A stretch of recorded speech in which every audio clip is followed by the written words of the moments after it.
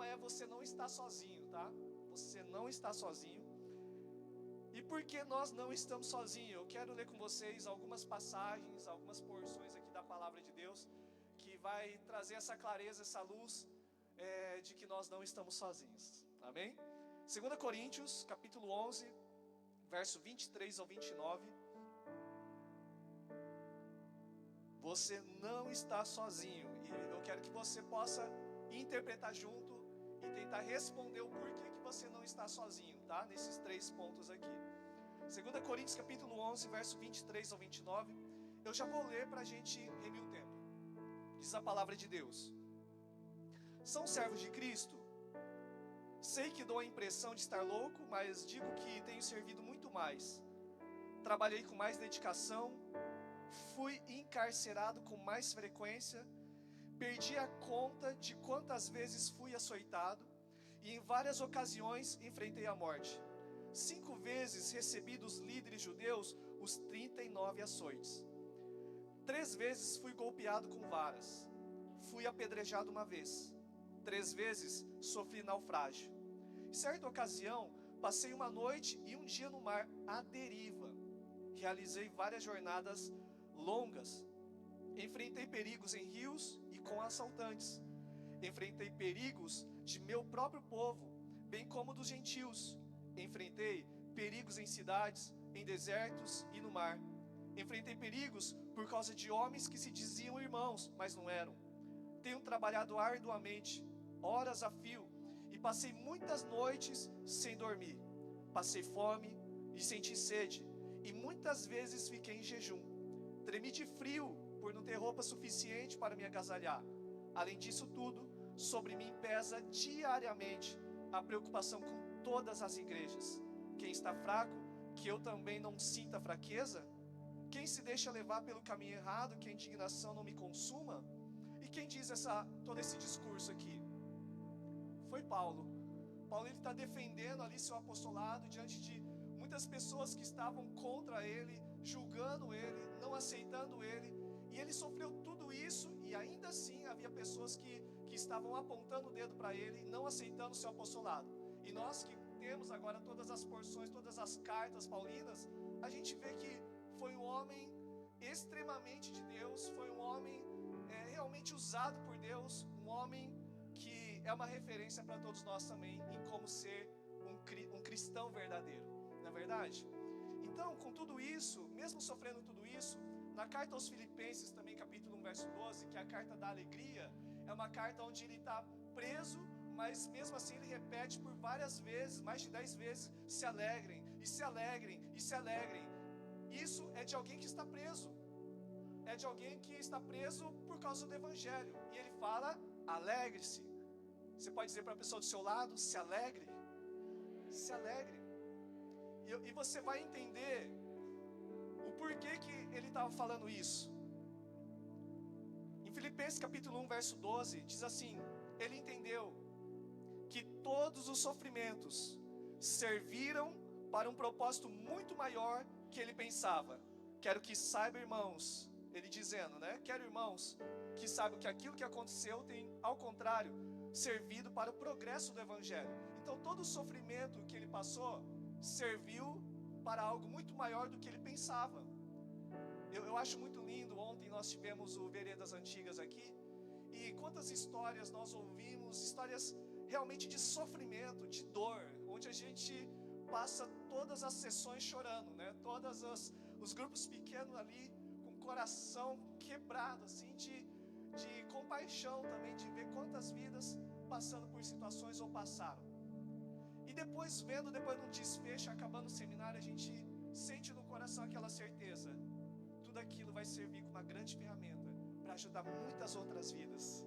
Na verdade, é algo maravilhoso, e onde nós somos provados é onde Deus quer nos usar com autoridade e com ousadia. E esse sofrimento a gente não entende o porquê, mas tenha certeza que vai servir para o progresso do Evangelho. Amém? Mas diante de tudo isso, como eu acredito que todos nós já fizemos um dia, aquela oração: Senhor, eu estou cansado e me leva. Quem já fez essa oração aqui? Me leva, Senhor, me leva.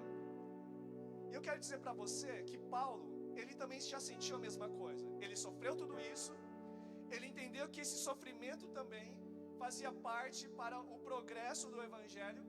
Todavia ele era humano como eu e você. Ele era homem como eu e você. E certa feita, ele também disse, Filipenses capítulo 1, verso 23 ou 24, no mesmo capítulo, na mesma carta da alegria, ele vai dizer o seguinte: eu estou pressionado dos dois lados. Eu estou pressionado dos dois lados. Eu desejo partir e estar com Cristo, o que é muito melhor. É muito melhor eu estar com Cristo, eu desejo isso. Contudo, é mais necessário, por causa de vocês, da igreja, que eu permaneça no corpo, que eu permaneça vivo.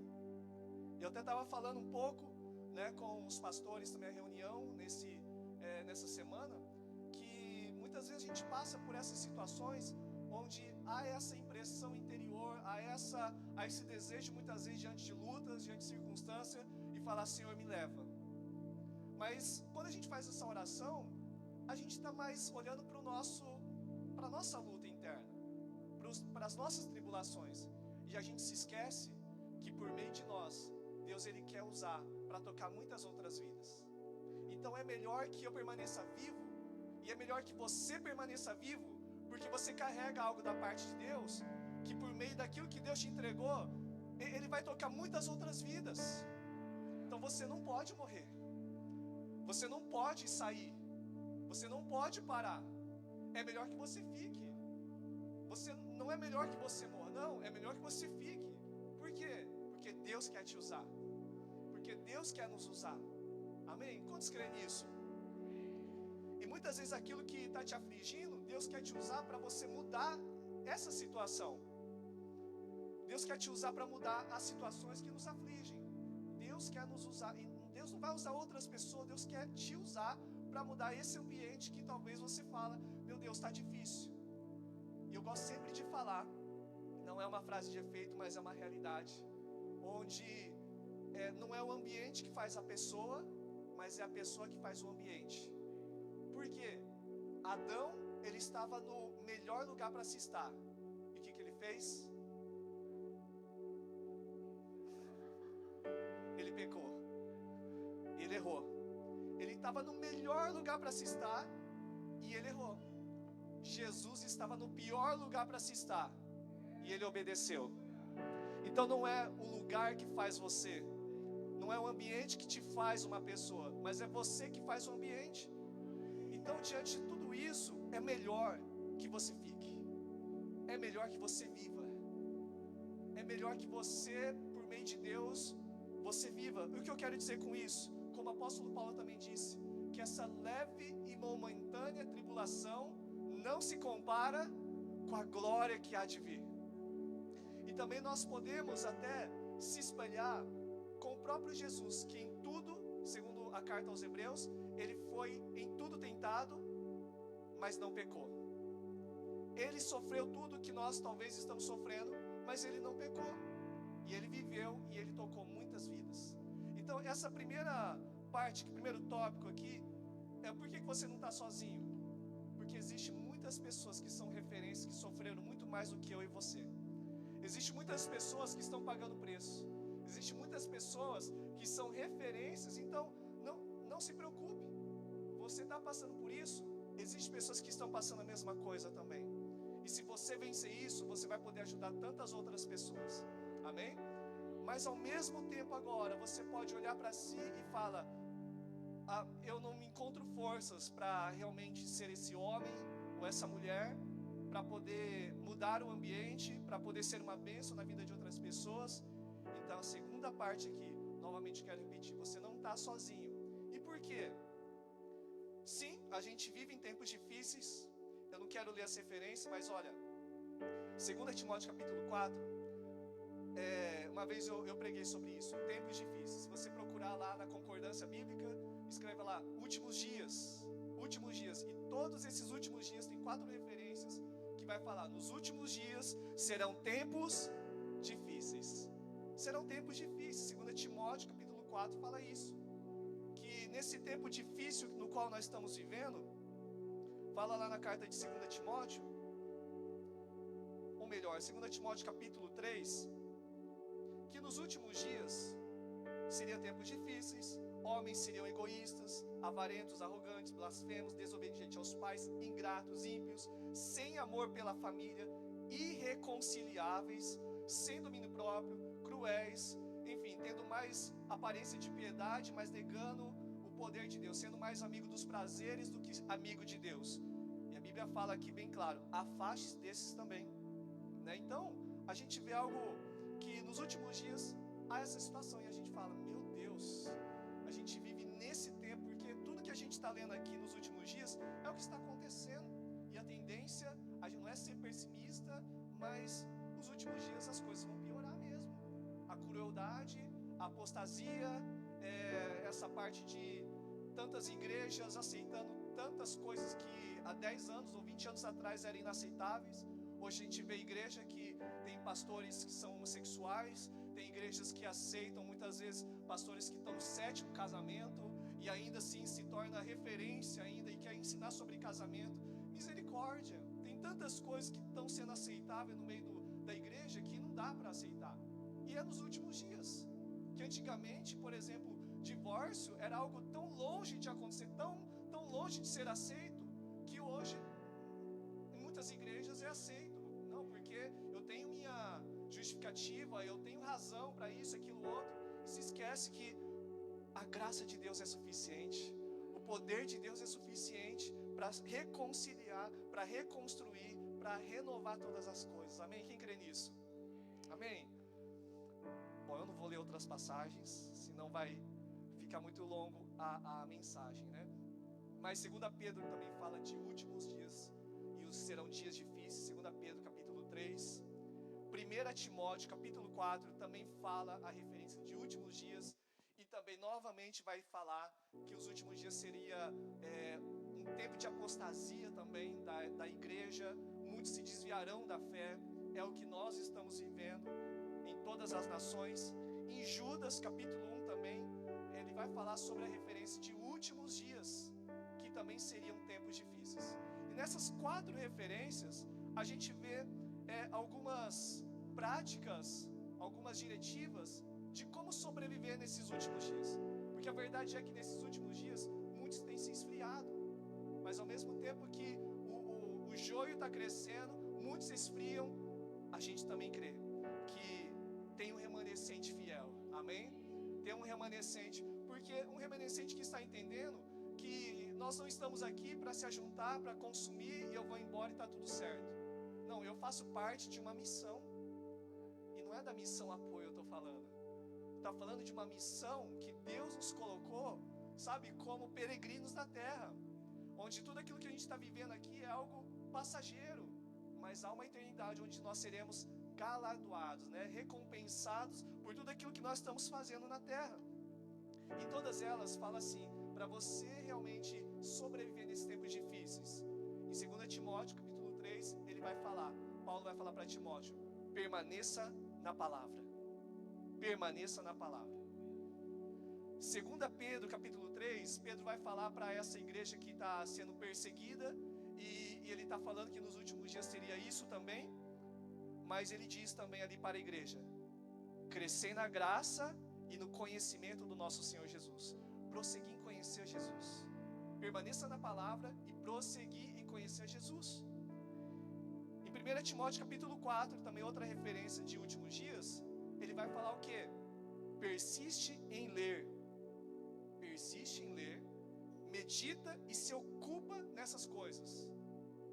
Para a gente sobreviver e viver de forma que agrada o coração de Deus nos últimos dias, é necessário permanecer na palavra, é necessário continuar conhecendo ao Senhor e crescer na graça, é necessário persistir em ler, meditar e se ocupar nessas coisas. E por último, em Judas capítulo 1, falando de últimos dias, vai falar também para a gente permanecer nesses últimos dias, é necessário orar no Espírito, para edificação e conservação no amor. Resumidamente, em 2 palavras, oração em palavra. Oração em palavra.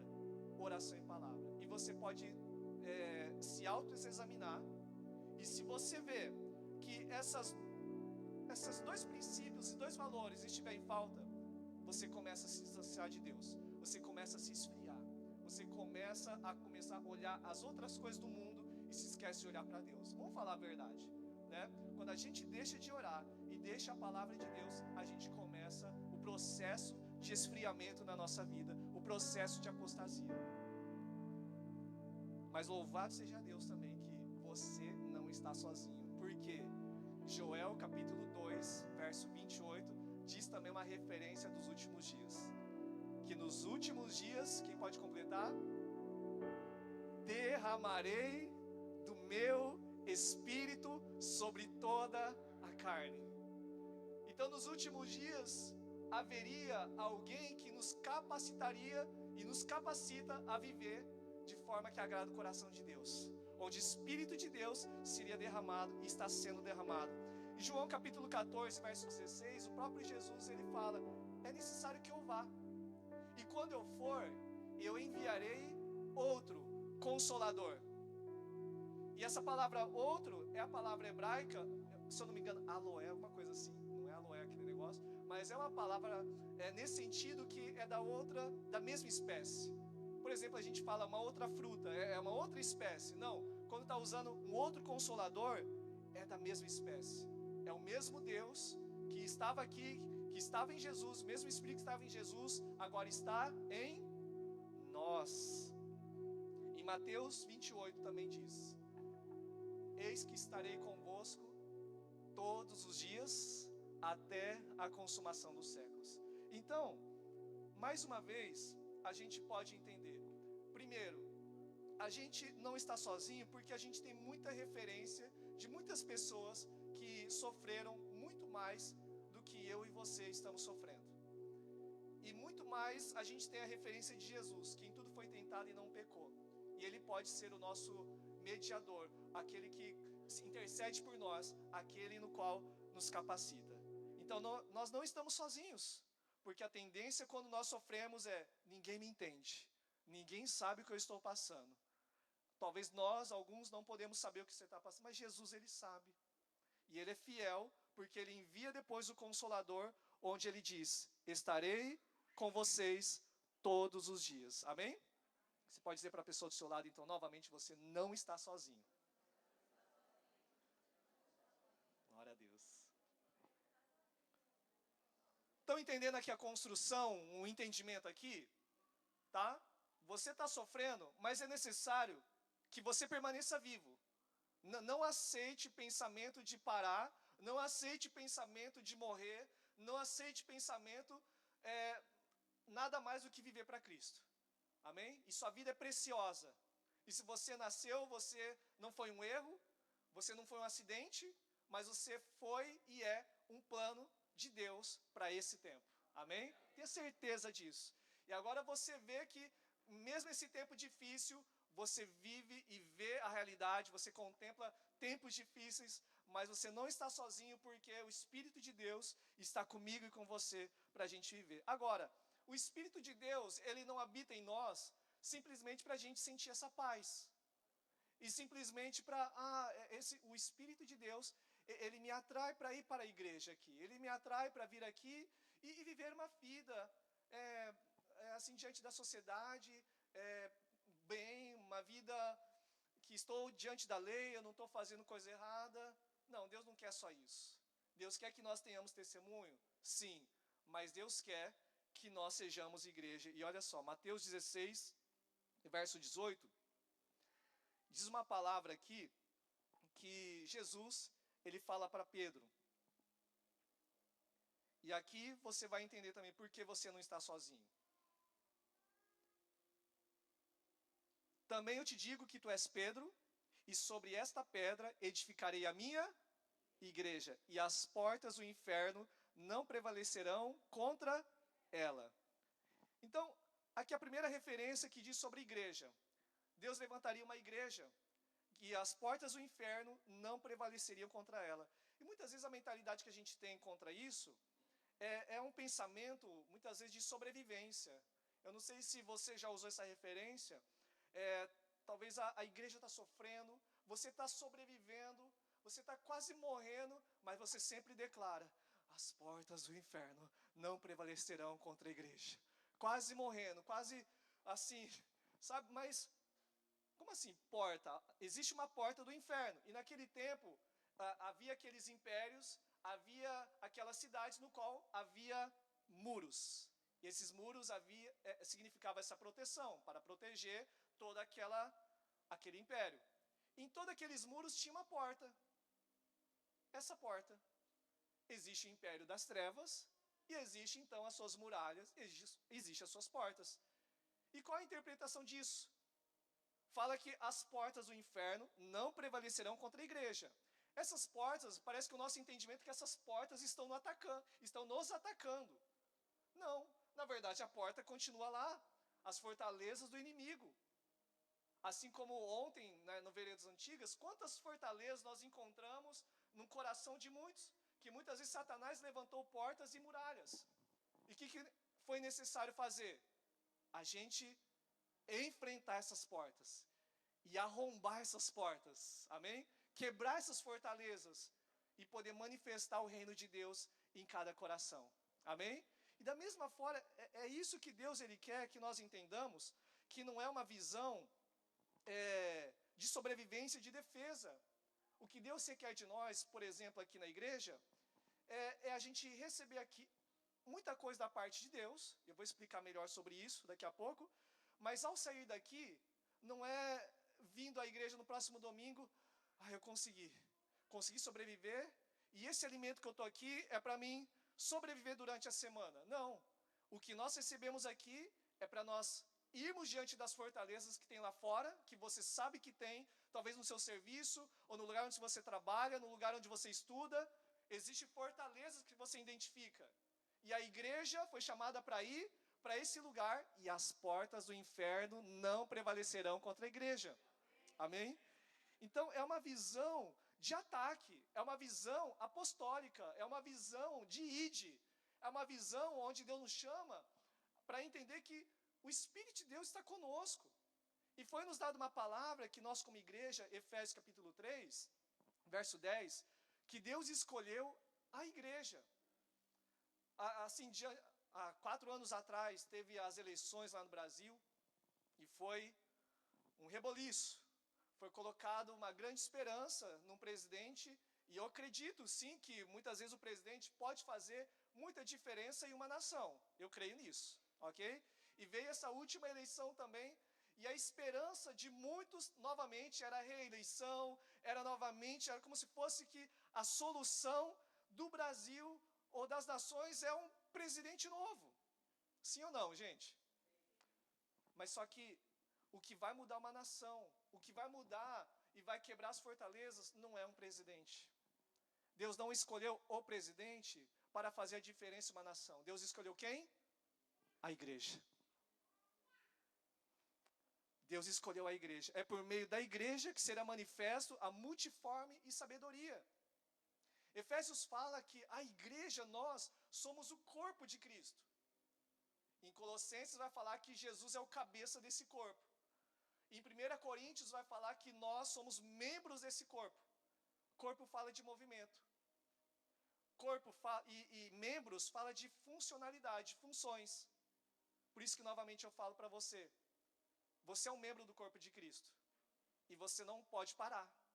Você não pode morrer. Você não pode ir para outro lugar. Você tem que ser igreja. Você tem que entender o seu papel, nós temos que entender o nosso papel, porque aqui, essa menção de igreja e as portas do inferno não prevalecerão, Jesus ele fala essa palavra no grego, eclésia. Fala assim comigo, eclésia. E eclésia, tudo bem, muitos já vão falar, o significado de eclésia é chamados para fora, e não para dentro aqui, né? Chamados para fora, e é isso mesmo. Só que quando Jesus, ele vai falar ali para os apóstolos, edificarei a minha eclésia, os discípulos já estavam cientes, já estavam entendendo o que ele estava querendo dizer. Porque naquele tempo, quem dominava, qual é o império que dominava naquele tempo? Era o Império Romano. E o Império Romano, essa palavra eclésia, é uma palavra emprestada no qual eles usavam. Eles tinham uma eclésia. A eclésia era uma assembleia, onde o rei de Roma, onde o imperador, ele escolhia a dedo algumas pessoas para fazer parte desta assembleia, desse ajuntamento que era eclésia. Então, note, o Império Romano, ele está fazendo isso. Aqui é a eclésia de Roma. E aqui o imperador, ele escolheu cada um de nós a dedo. E qual é a missão dessa eclésia? A eclésia era um ajuntamento para que todos aqueles que foram convidados ou foram escolhidos, é melhor, a palavra é melhor, escolhidos pelo rei, todos eles, ao se ajuntarem, eles tinham uma função: entender o que o rei queria, entender o que estava no coração do rei, entender qual era a cultura do rei, entender tudo que o rei esperava para ser feito, quais os valores, conceitos, enfim, tudo que o rei queria. E ao sair da eclésia, eles eram enviados, que daí a palavra apóstolo, que eram os enviados. Então, a eclésia de Roma tinha os seus apóstolos, que é uma palavra emprestada, né? A igreja aqui emprestou essa palavra apóstolo desse tempo de Roma também, onde havia então o envio de vários apóstolos da eclésia, para quê? Aonde eles forem, aonde aqueles grupos irem, qual era a tarefa deles? Implantar a cultura de Roma em cada ambiente que eles iam. E você, naquele tempo, se você for estudar um pouco mais profundo do Império de Roma, todo o ambiente que era ali conquistado pelo Império de Roma tinha as mesmas escolas, tinha a mesma vestimenta, tinha a mesma linguagem, tinha os mesmos valores.